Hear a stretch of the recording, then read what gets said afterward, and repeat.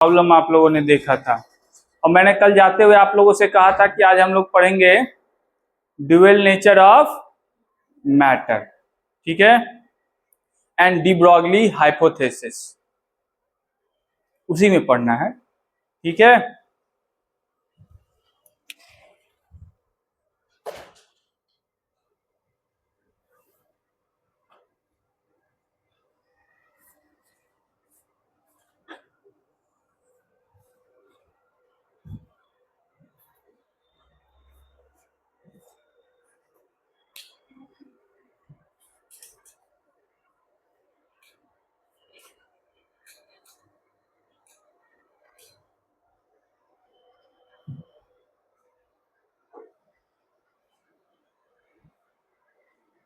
पिछली कक्षाओं में आपने देखा होगा, मैंने बार बार ये बात बोला होगा कि रेडिएशन जो है या ये जो लाइट है उसको आप दो तरीके से ट्रीट कर सकते हैं।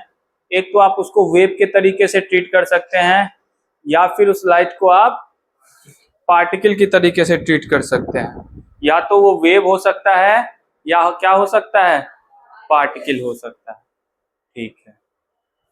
इसके बेसिस पे आपने कुछ इक्वेशंस भी देखे थे, एक्सपेरिमेंट्स भी देखे थे।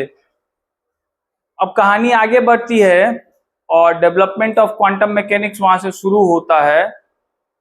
तो फिर एक साइंटिस्ट आते हैं हमारे बीच में, डी ब्रॉगली साहब। क्या नाम था? De Broglie.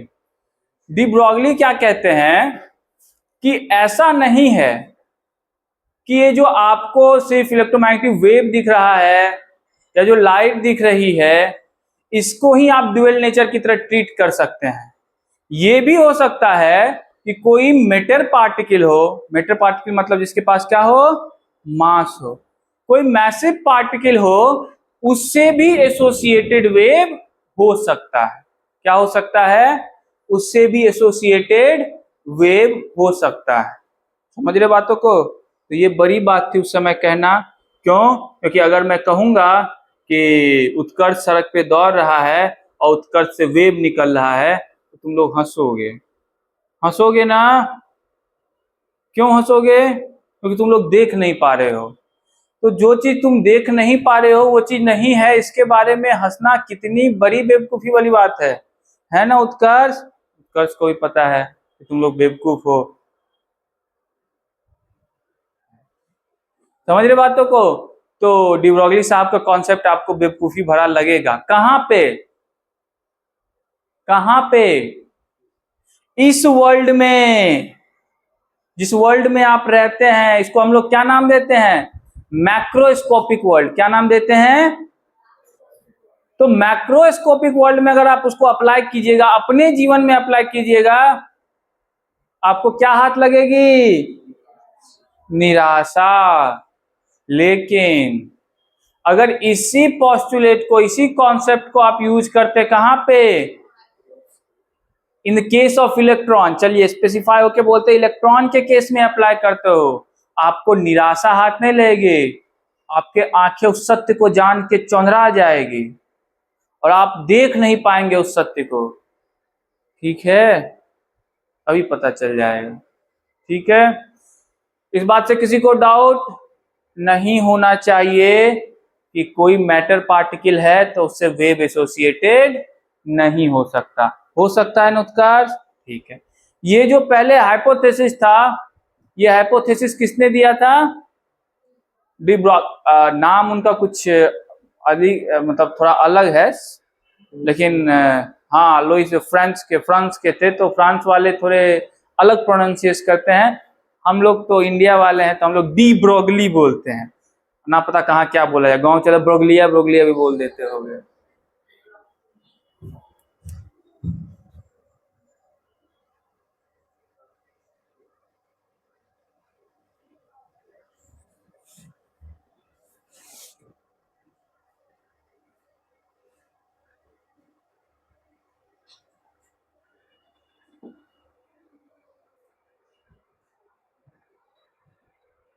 De Broglie hypothesis. अब है क्या ये de Broglie hypothesis?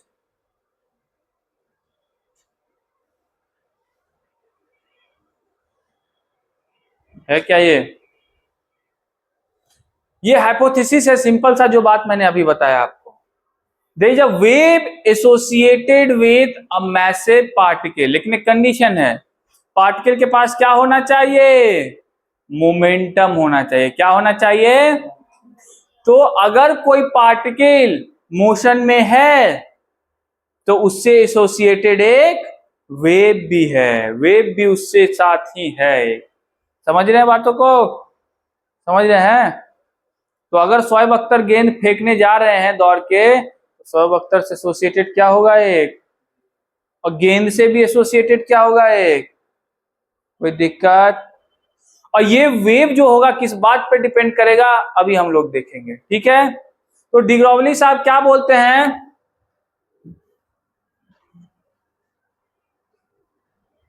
There are waves associated with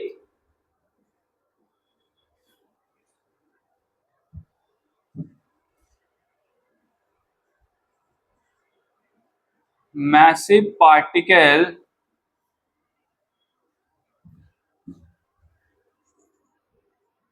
having momentum।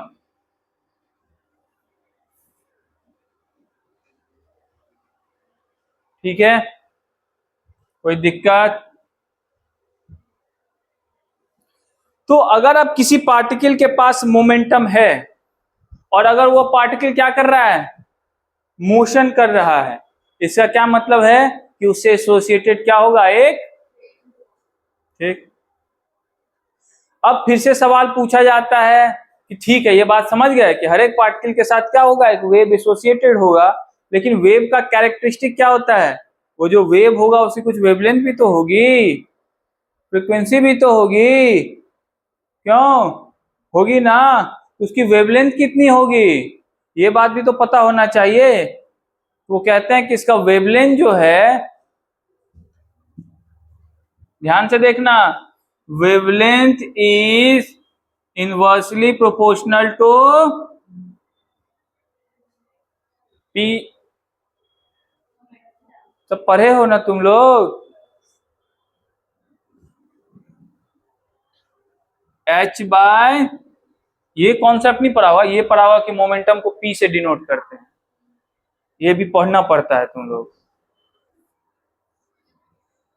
और h जानते ही हो क्या है, क्या है, और p क्या है, लेमडा क्या है, समझ गए बातों को।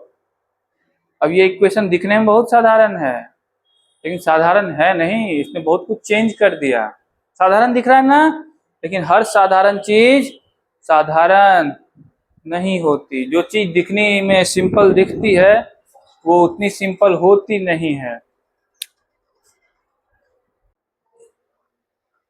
होने लग गया यहां से। तो अगर कोई मटेरियल पार्टिकल है उसका वेव जैसा कैरेक्टरिस्टिक दिखा रहे हैं, या कोई वेव है उसका मटेरियल जैसा कैरेक्टरिस्टिक दिखा रहे हैं, ये बड़ी बात है कि नहीं है। और इस इक्वेशन के थ्रू दोनों रिलेटेड है, लेमडा इक्वल टू 1/p, ये कैरेक्टरिस्टिक वेव का, ये कैरेक्टरिस्टिक, बड़ी बात थी, बहुत बड़ी बात थी कि इक्वेशन के थ्रू मैटर और वेव को एक साथ लाया जाए, आ गया।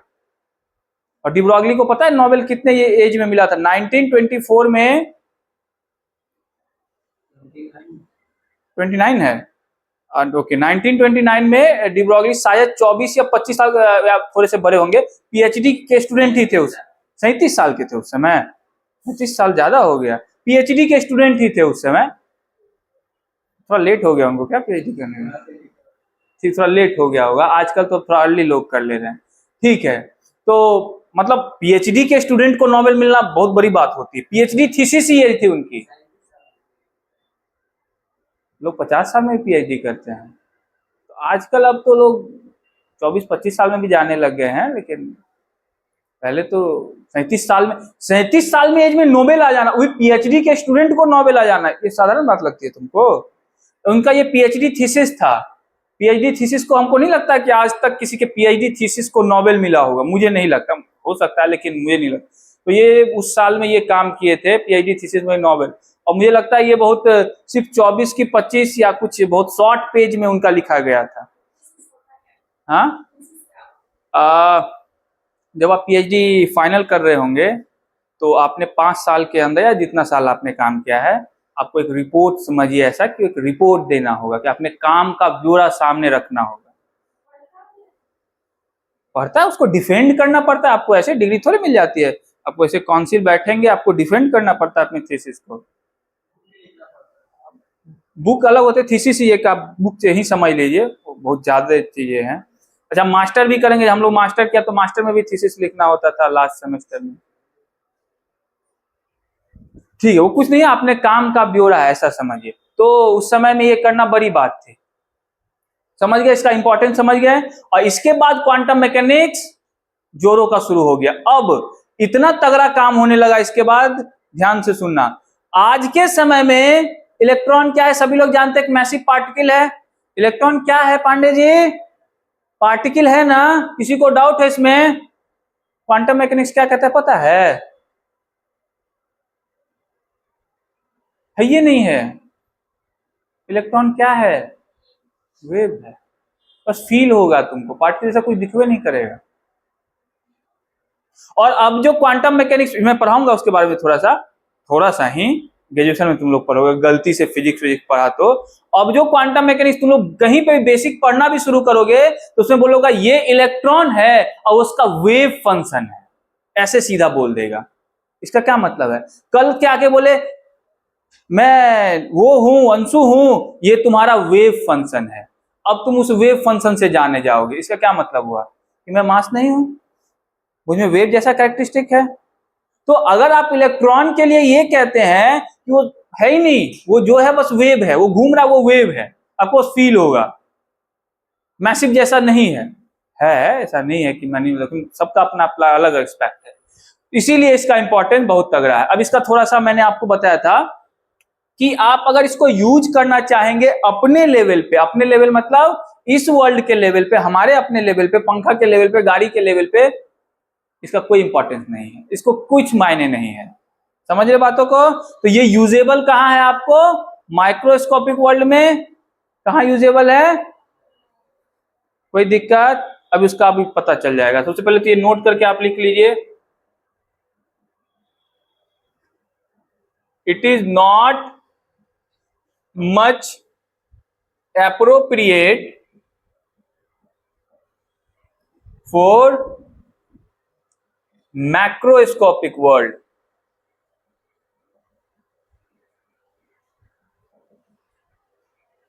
ठीक है, अब एक छोटा सा क्वेश्चन हम लोग कर लेते हैं, उसके बाद आप खुद समझ जाएंगे कि क्यों एप्लीकेबल नहीं है। कर ले क्वेश्चन। एक क्वेश्चन है, फास्टेस्ट बॉल कितना फेंका गया होगा? 100 क्रॉस है ना? आप क्रिकेट खेलते हैं, 101 है ना? 100 क्रॉस है ना? मैं किलोमीटर की बात, मीटर पर सेकंड की बात कर रहा हूँ। शोएब अख्तर 100 बोलते हैं, ठीक है, फास्टेस्ट बॉल शोएब अख्तर की 100 मान लेते हैं, उसका ज्यादा ही है। तो आपके पास एक क्रिकेट बॉल है, कितना वेट होता है? 250 ग्राम, 150 ग्राम। 150 ग्राम थोड़ा कम लगा लेता हूं मैं, कैलकुलेशन करने में आसानी रहेगी। A cricket ball having mass 100 gram and velocity 100 metre per second, find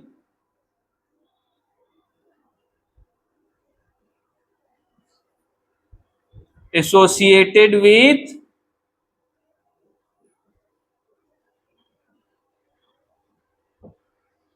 कोई दिक्कत? वेव तो होगा, कौन कह रहे हैं? हाँ ठीक है, वेवलेंथ निकालो जल्दी। देख क्या रहे हो? चलिए देखिए इसको ध्यान से। मैंने अभी अभी आपको बताया था लेमडा निकालने की, मेटल पार्टिकल के साथ मोमेंटम है, तो लेमडा निकालने की विधि कहां से? डी ब्रॉगली साहब की कृपा से। h/p, h की वैल्यू 6.626 और पी क्या है? Momentum mass into mass. कितना इसकी? 100 ग्राम, मतलब 10⁻³ और वेलोसिटी कितनी है? और इसको तुम लोग कुछ करोगे तो मुझे लगता है ये 6.626 10⁻³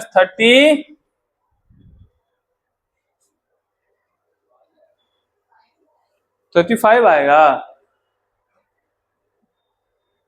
ये 10⁻³ हुआ।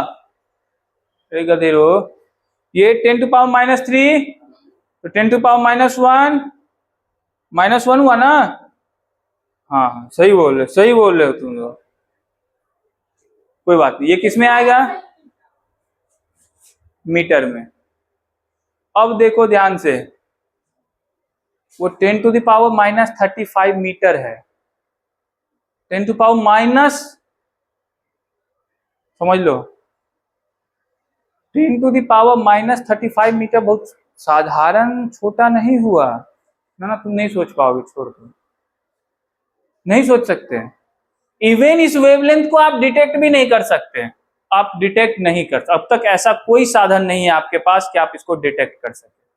ये वेवलेंथ डिटेक्टेबल अभी तक नहीं है, इतना छोटा। लेकिन तो अब आप क्या बोलते हैं, इस वर्ल्ड में देख लीजिए कि हाँ उस वेव का क्या वैल्यू रहेगा, उस वेव की क्या इंपॉर्टेंस रहेगी जिसका वेवलेंथ है इतना छोटा है जो डिटेक्ट नहीं हो सकता, उसका क्या करेंगे हम लोग? तो इस वर्ल्ड में अप्लाई भी नहीं करते हैं ना इस कॉन्सेप्ट को। करते हो क्या इस वर्ल्ड में अप्लाई? नहीं करना है, समझ रहे बातों को। लेकिन अब दूसरा क्वेश्चन आप बनाओगे, आपकी आंखों में क्या आएगी? चमक आएगी। कैसी चमक आएगी? अभी पता, ये सबने लिख लिया है ना? चलो, ये नहीं लिखा, ये कॉन्सेप्ट पहले क्वेश्चन ही बना लिया। ओ जल्दी लिखो सब। ये तो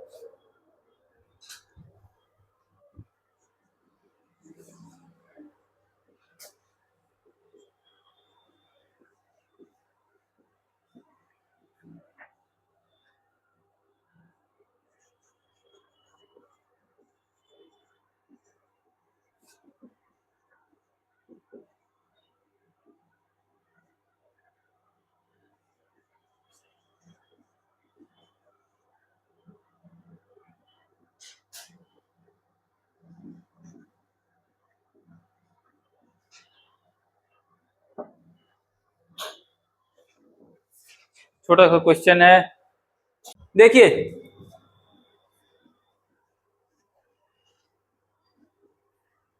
कितनी आई थी इसकी आंसर? कितनी आई थी? तो शर्माते काहे हो इतना, वो समझ में नहीं आता। इसका आंसर कितना आया था रिशु?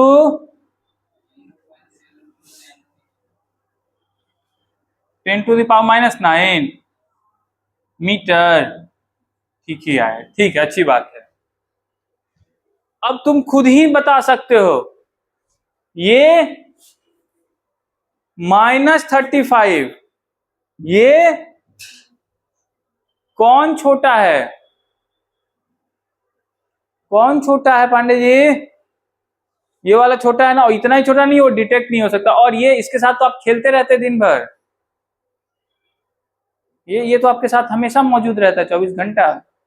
आप खूब ही डिटेक्ट करते हैं, सारा एक्सपेरिमेंट करते हैं। नैनोमीटर रेंज में है वेवलेंथ।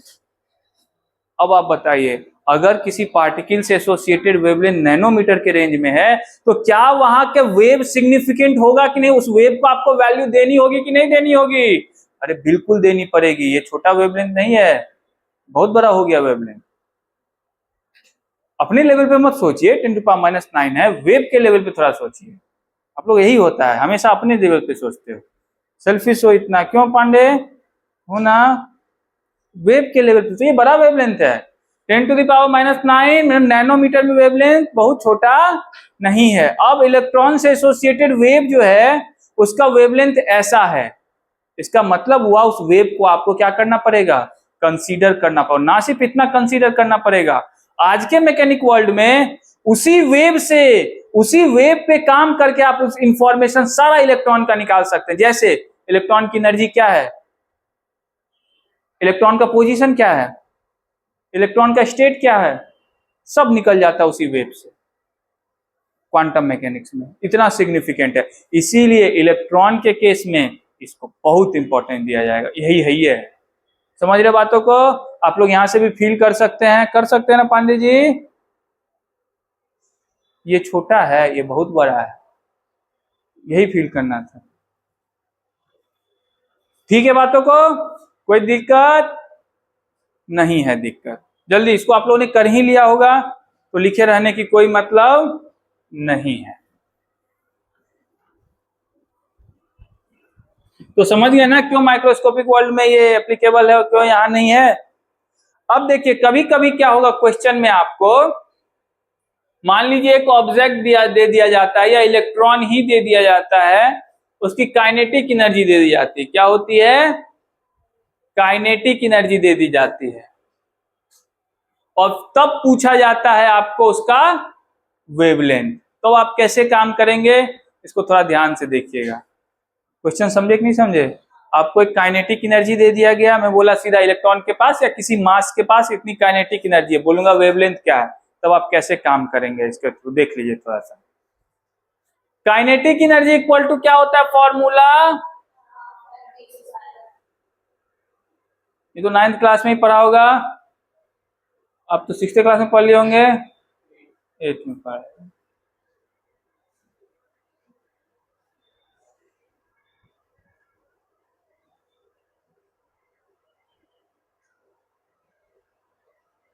ये होता है ना, और अभी अभी आपने ये रिलेशन पढ़ लिया, lambda equal to h by, ये रिलेशन पढ़ लिया ना, तो क्यों ना कुछ इसको इसके टर्म में कुछ बना दिया जाए। काइनेटिक एनर्जी को तो लिख सकते हैं ना यहाँ पे, कैसे बना सकते हैं देखिए तो, दोनों साइड मास से मल्टीप्लाई कर दूं क्या, तो ये ऐसा हो जाएगा क्या, दोनों तरफ मास से मल्टीप्लाई कर दे तो ऐसा बन जाएगा ना, कोई दिक्कत नहीं है।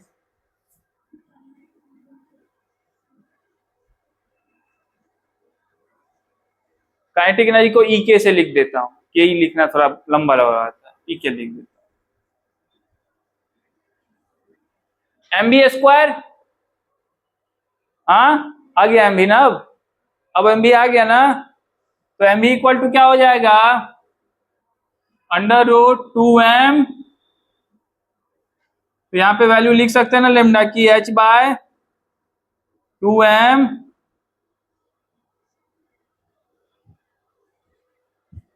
कोई दिक्कत? कोई दिक्कत? क्या बोले? हाँ हाँ हाँ, क्यों नहीं कर सकते हैं? अच्छा अब वो क्या बोल रहे हैं कि सब पहले v की वैल्यू, वी स्क्वायर की वैल्यू निकाल लेते हैं, फिर इसमें रख देंगे, फिर मास करेंगे, तो वो तो बच्चों वाला काम हो गया। उससे बढ़िया है कि दोनों तरफ मास से मल्टीप्लाई कर दो, आएगा यही रिजल्ट, तो कोई और आएगा नहीं। दोनों तरफ मास से मल्टीप्लाई कर दो, स्क्वायर में आ जाएगा, रूट कर देना, हो गया एमबी। अब क्यों एक बार एक एक निकाल के यहां से रखे, फिर उसको यहाँ पुट करे, फिर यहाँ पे सॉल्व करे, उतना क्यों करना? नहीं, सिंपल है, ठीक जाएंगे। अभी आप लोग ये सब तरकीबें 11th 12th में ये सब तरकीबें सीखे जाते हैं, मैथ में यही सब करेंगे आप लोग, ठीक है ना? इधर का उधर, उधर का इधर। तो वो जो पहले जो आप लीनियर इक्वेशन सॉल्व करते थे, let x is the variable, उस उतना में हो गया, सॉल्व हो गया। समझ गए बातों को? एमडा निकाल सकते हैं। एक और केस देख लीजिए, ये भी कभी कभी पूछा जाता है। मान लीजिए कोई चार्ज पार्टिकल, इलेक्ट्रॉन ही ले लेता हूं, कौन सा चार्ज पार्टिकल है, ये किसी पोटेंशियल में, पोटेंशियल समझ रहे, मान लीजिए इसको बैटरी ही समझ लीजिए, तो इसका पोटेंशियल कितना है इस रीजन में, वी वोल्ट है। कितना है? पोटेंशियल का यूनिट पता है ना, वोल्ट होता है। बैटरी है समझ लो, 50 वोल्ट का है, उसमें इलेक्ट्रॉन मोशन कर रहा है, ठीक है, क्या कर रहा है, इलेक्ट्रॉन मोशन कब करता है, हाँ जब एनर्जी, कौन सी एनर्जी, कौन सी, केमिकल एनर्जी, ठीक, ना ना, बैटरी में इलेक्ट्रॉन वैसा नहीं है, एटम जैसा नहीं मूव करता है। बैटरी में इलेक्ट्रॉन एटम, ओह तुम लोग को ये लगता है क्या एटम मूव करवाते हो तुम? वो तो फ्री स्टेट का इलेक्ट्रॉन रहता है बैटरी में। वो चार्ज कैसा रहता है, वो एटम को त्याग चुका होता है। ठीक है, तो ये इलेक्ट्रॉन मान लो मूव कर रहा है किसके अंदर, बैटरी के अंदर। कब मूव करता है, जब तुम उसको पोटेंशियल सप्लाई देते, अभी ना मूव करने लगता है इलेक्ट्रॉन, नहीं मूव करेगा जी। अब पोटेंशियल सप्लाई दिया, उससे पहले मान लेते हैं कि इलेक्ट्रॉन के पास कोई एनर्जी, कोई एनर्जी नहीं है, तो इलेक्ट्रॉन क्या रहेगा, स्वयं रहेगा, स्वयं रहेगा ना। तो आपने जितनी एनर्जी दी वही उसको क्या देता है, क्या सप्लाई करता है, वही एनर्जी उसको, पोटेंशियल उसको क्या सप्लाई करेगा, काइनेटिक एनर्जी। इलेक्ट्रॉन किस में आएगा, बैटरी ऐड करते इलेक्ट्रॉन किस में आएगा, इलेक्ट्रॉन के मोशन में आते ही उसके पास कौन सी एनर्जी होगी, वो आई कहां से, पोटेंशियल एनर्जी ना, यही ना सप्लाई किया। तो ऐसा लिख सकते हैं ना, पोटेंशियल एनर्जी का फॉर्मूला पता है, मुझे तो दिन लिखाया था आपको, पोटेंशियल आप पढ़ेंगे 12th में ये चीज, अभी बस देख लीजिए। पोटेंशियल एनर्जी का फॉर्मूला होता है चार्ज इनटू पोटेंशियल, जो आपने वोल्टेज जिसको बोलते हैं। तो चार्ज ऑफ इलेक्ट्रॉन, या क्यू ही लिखता हूं, इलेक्ट्रॉन छोड़िए कोई भी हो सकता है, क्यू चार्ज मान लेता हूं क्यू, और वोल्टेज है उसका वी, हो गया उसका पोटेंशियल एनर्जी। और यही पोटेंशियल एनर्जी किसके बराबर होगा, उसके काइनेटिक होगा कि नहीं होगा। तो इस इक्वेशन में क्या लिख सकते हैं आप लोग, लेमडा इक्वल टू ई के जगह ऐसा लिख सकते हैं, h by under root 2m Q,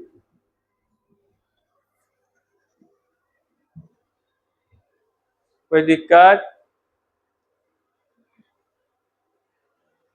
विशाल, कोई दिक्कत है इसमें, ऐसा लिखा जा सकता है जब आप किसी फ्री इलेक्ट्रॉन की बात कर रहे हो जिसको आपने वोल्टेज सप्लाई दिया, उसके पास काइनेटिक एनर्जी, कोई भी चार्ज सिस्टम हो सकता है, तो लेमडा उसे यहां से भी निकाला जा सकता है इस इक्वेशन से भी, या उसके पास काइनेटिक एनर्जी रहा तो इस इक्वेशन से भी निकाला जा सकता है।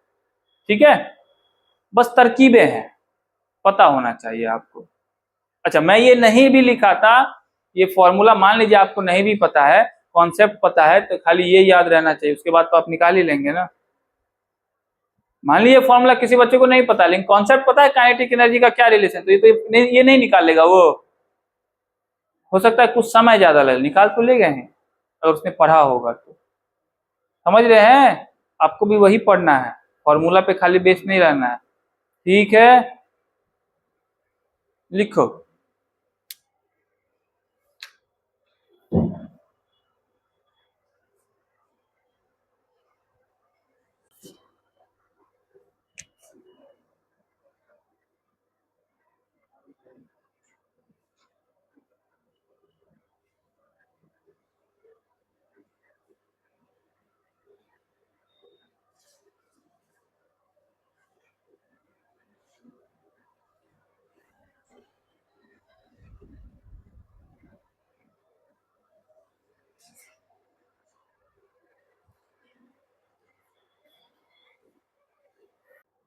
देखिए सिंपल सा, lambda equal to h by 2m q भी,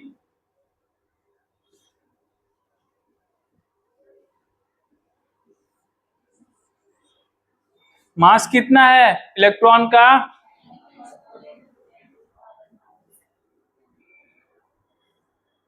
चार्ज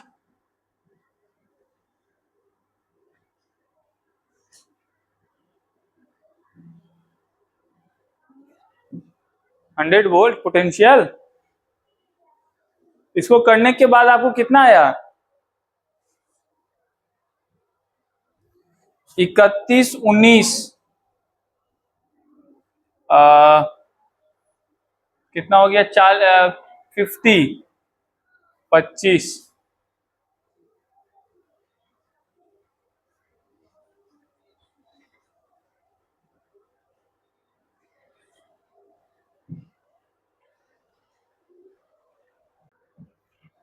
ये मैटर, ये वेव, इसके बीच में डिस्टिंक्शन है, सभी लोग जानते हैं।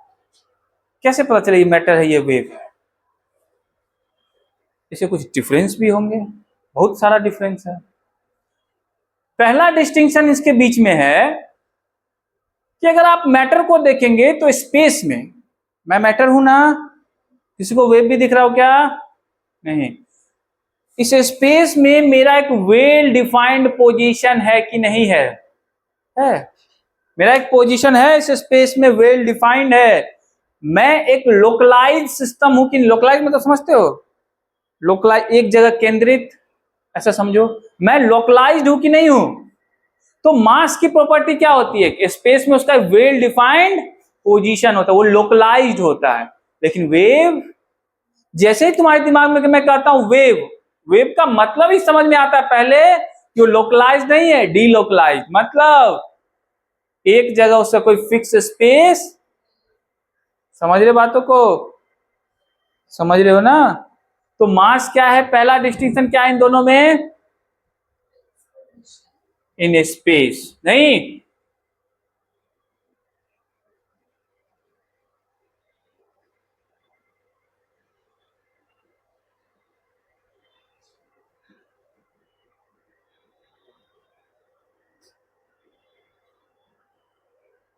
ठीक है, वेव इसका फिक्स पोजीशन, पहला चित्र यही बनता है, दिमाग में नहीं बनता है जी।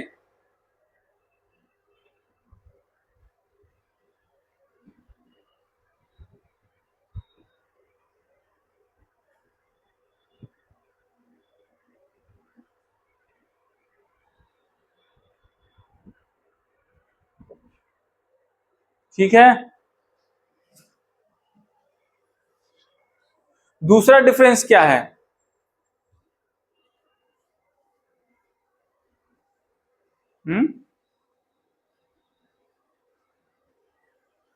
किसी एक स्पेस को आप चुन लीजिए, मान लीजिए यहां पे ये पोजीशन चुन लिया, मैं ये पोजीशन चुन लिया, मुझे बना दीजिए एक पार्टिकल। क्या बना दीजिए? अब इस स्पेस में साइमल्टेनियसली, साइमल्टेनियसली मतलब समझते हो ना, एक साथ सिर्फ मैं ही रह सकता हूं। पांडे जी आएंगे, या तो मैं रहूंगा या दोनों नहीं रह सकते एक साथ इस स्पेस में। मतलब मैं जिस पोजीशन को बात कर रहा हूं, मतलब एक स्पेसिफाइड पोजीशन पे साइमल्टेनियसली दो पार्टिकल नहीं पाए जा सकते। लेकिन वेव ऐसा नहीं है, एक पोजीशन पे साइमल्टेनियसली एक से ज्यादा वेव पाए जा सकते हैं। समझ रहे बातों को? हाँ, ये भी डिफरेंस है।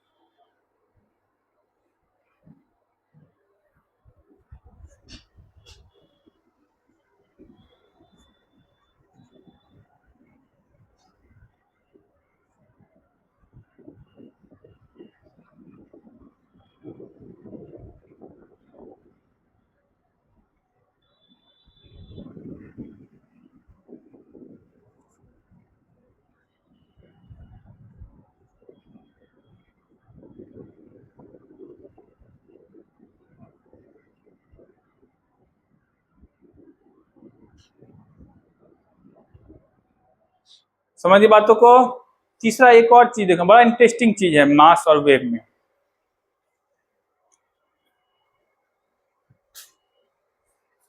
आप दो मास को समझिए जोड़ रहे हैं। क्या कर रहे हैं? जोड़ रहे हैं। इसमें इतनी हैरत, हैरत भाई निगाह से मत देखो। ऋषु और उत्कर्ष को क्या कर रहे हो तुम? जोड़ रहे हो। क्या ऐसा चांस है कि ऋषु का वेट मान लो 34.33 ग्राम? इससे ज्यादा तो लगता नहीं मुझे होगा। क्या ज्यादा है जी? सही है, ठीक है, 35 कर लेते राउंड ऑफ। और पांडे जी का वेट तो तुम लोग समझ ही रहे हो। तो पांडे जी का वेट और इसका वेट जब तुम ऐड करोगे, क्या ऐसा चांस है कि वो वेट 17 किलो हो जाए? तो क्या ऐसी बातें कर रहे हैं, सुबह सुबह ले लेते हैं आप बेकार में। हाँ, तुम लोग को ऐसा लगेगा। ऐसा वैसा मैंने किसी मादक पदार्थ का सेवन नहीं किया है,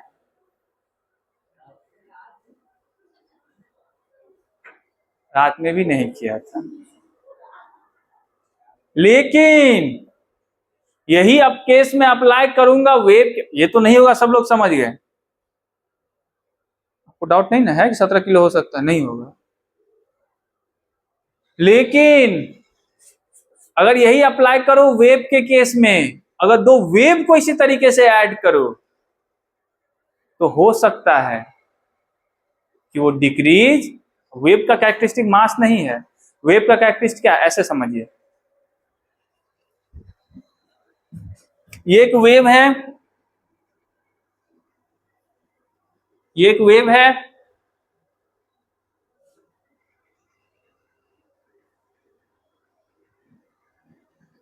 ये दूसरा वेव है।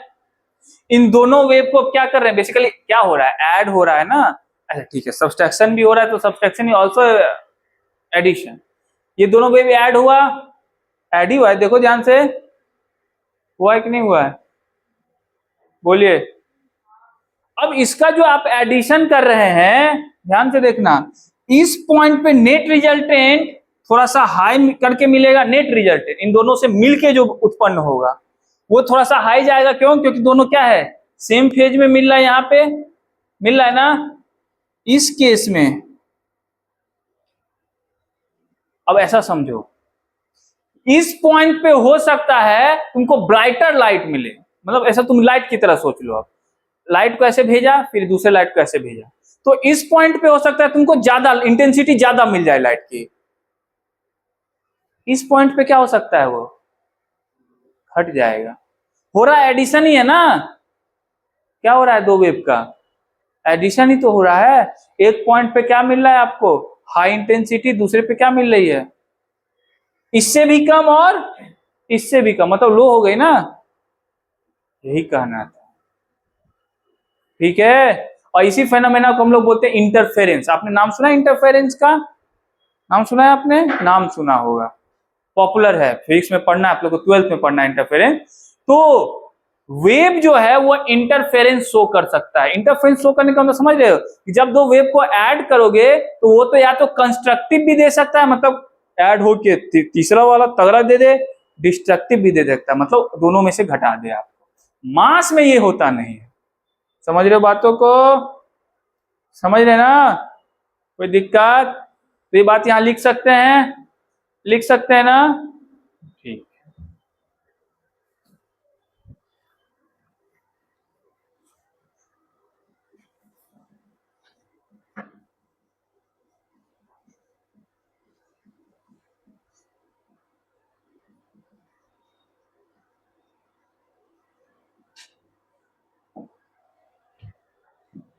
ठीक है, आप मास को सिंपली क्या करते हैं, अलजेब्रिक सम कर लेते हैं, यही करते हैं ना।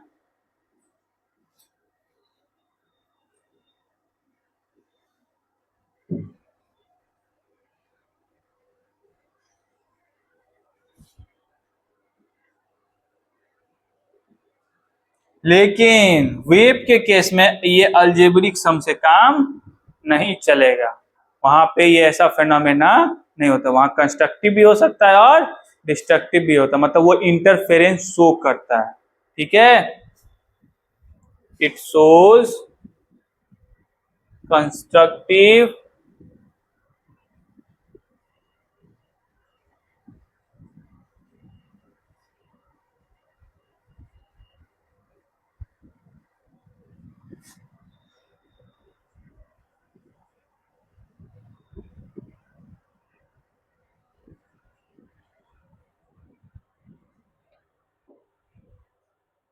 लिख लीजिए इसको।